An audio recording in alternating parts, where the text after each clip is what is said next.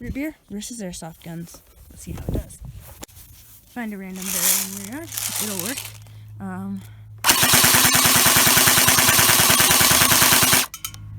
Okay, well I've hit it with that sniper time. The one I didn't get to do. We got some time. We're gonna go a bit closer.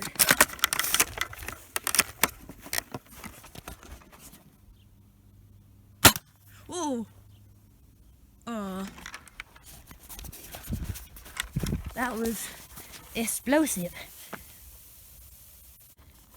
Yep, well, it worked. There you go. Now you can finally drink the root beer that you want.